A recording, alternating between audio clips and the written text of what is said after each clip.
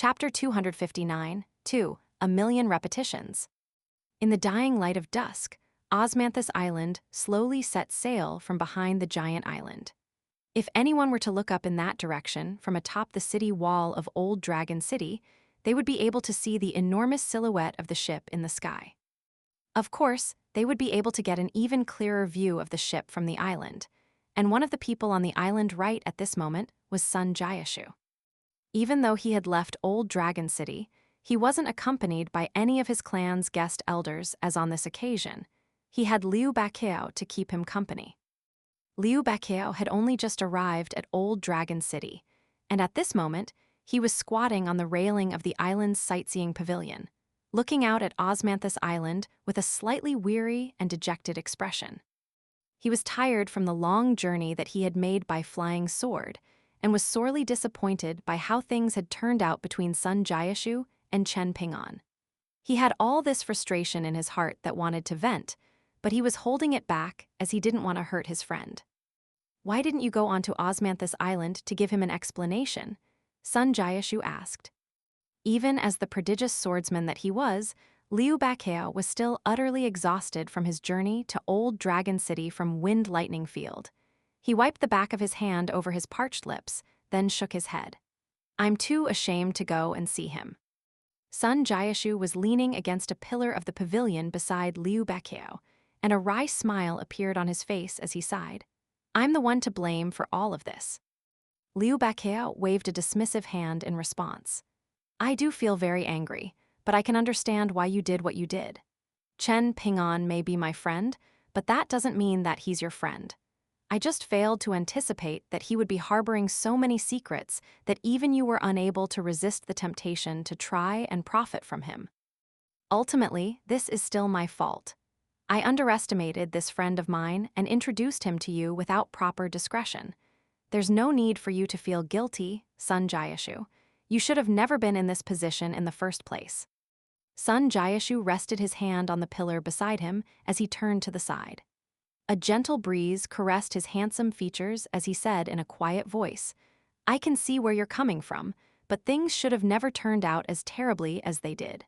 I know better than anyone else just how averse you are to talking things out. Normally, you're much more direct and straightforward, yet this time, you're not cursing me out or beating me up. Instead, you're being uncharacteristically calm and reasonable. Why does it feel like you no longer wish to be my friend?" "That's not the case, you're overthinking things," Liu Baqao said with a shake of his head, then turned to Sun Jayashu as he reassured. "I'm serious." Sun Jayashu also smiled as he sighed. "I really screwed you over this time, didn't I?" Liu Baqao turned to continue looking at Osmanthus Island in the distance as he grimaced. "Let's not talk about this anymore." Sun Jayashu could only heave an internal sigh. Shortly thereafter, the two of them returned to Old Dragon City, and Sun Jayashu took Liu Baqao to the Sun clan's ancestral residence. This was the first meeting between Liu Baqao and the nascent Tier Sun clan patriarch, staying at the Sun clan's ancestral residence, and the latter immediately took a liking to the former. As an Earth immortal, he very rarely ate food anymore, but he still joined the two young men for a meal, which consisted entirely of Liu Baqao's favorite dishes. Liu Baqao was like a spitting image of the Sun clan's patriarch's younger self, speaking his mind without any qualms or discretion, and the two of them got along extremely well despite the significant age gap. Liu Baqao had to return to Wind Lightning Field, so after the meal, he put on the Old Dragon cloud-flipping pendant and departed atop his flying sword. Alone at night, Sun Jayashu was fishing by the river when he suddenly raised his head to look up into the night sky. As it turned out, Liu Baqao had circled around atop his flying sword and now returned. He landed beside Sun Jayashu and kicked him into the river before speeding away again without uttering a word.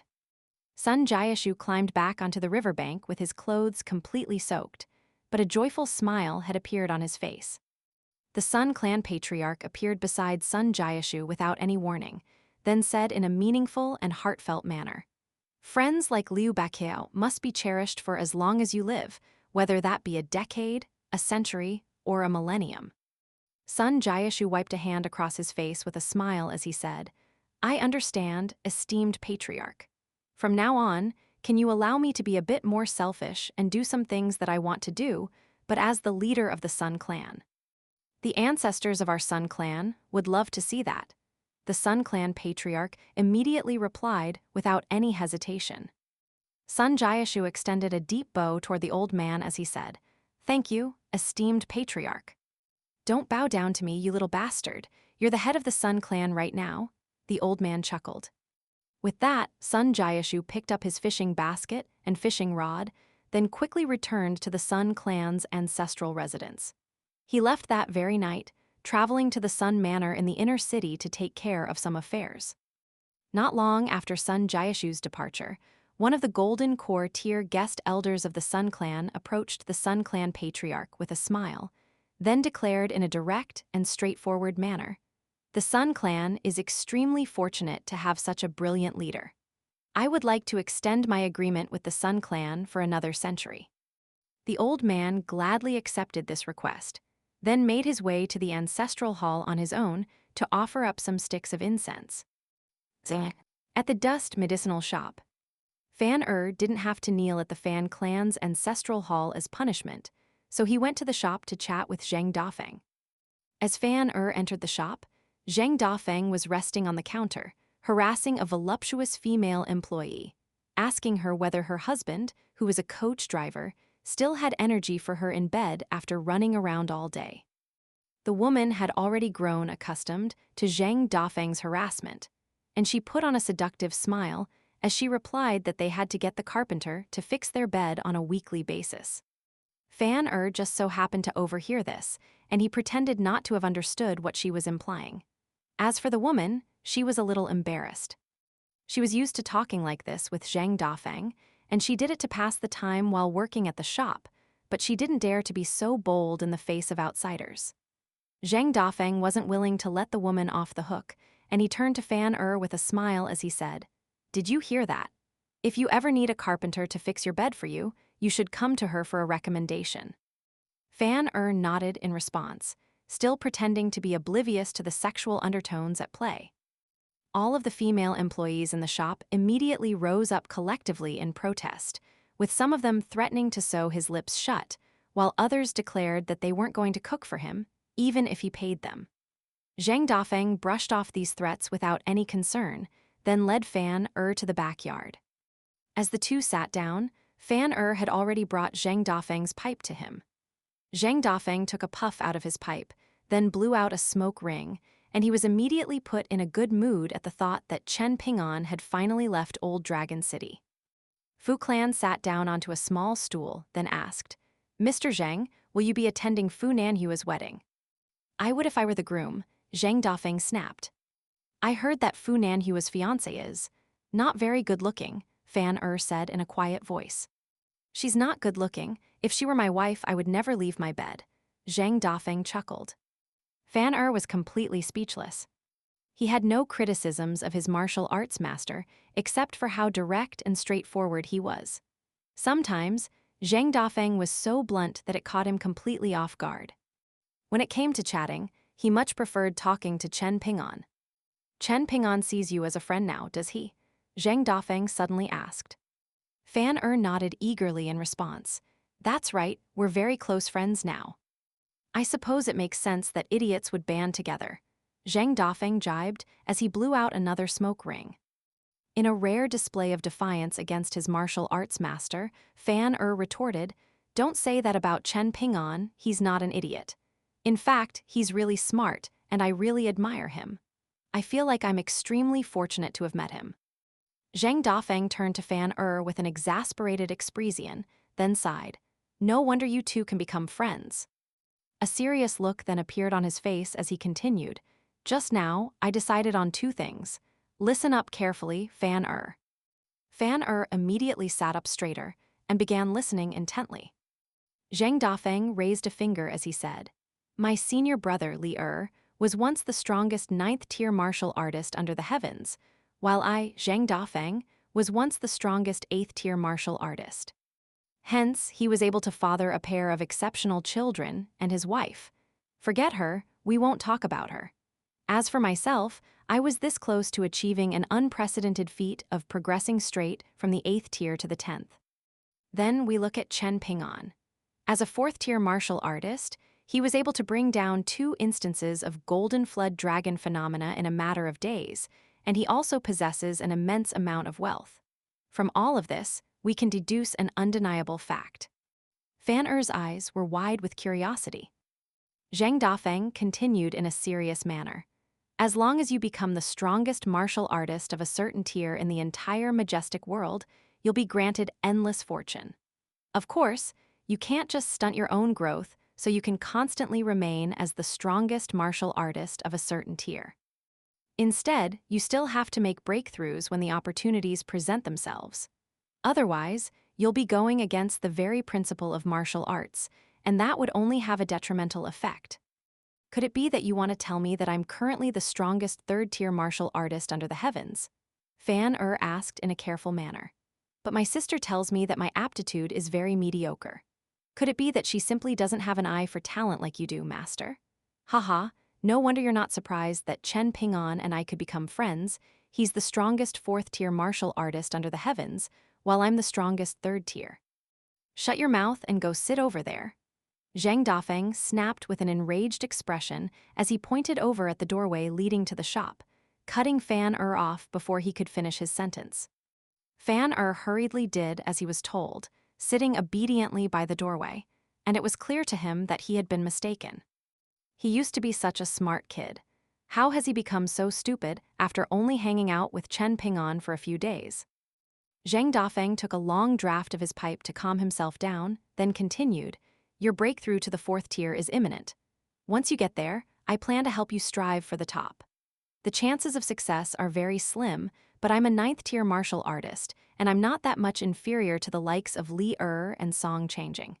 If I get serious for once in my life, surely nothing is impossible." "Are you trying to make me the strongest 4th-tier martial artist?" Fan Er asked in a timid voice. Zhang Dafeng nodded in confirmation. "Looks like Chen Ping'an's stupidity hasn't completely rubbed off on you, after all." Despite the serious look on his face, internally, Zhang Dafeng was reveling in schadenfreude. Chen Ping'an was going to have to endure immense hardships on Osmanthus Island and the Sword Chi Great Wall. In doing so, he would have to overcome an extremely perilous obstacle that the average martial artist wouldn't have to face.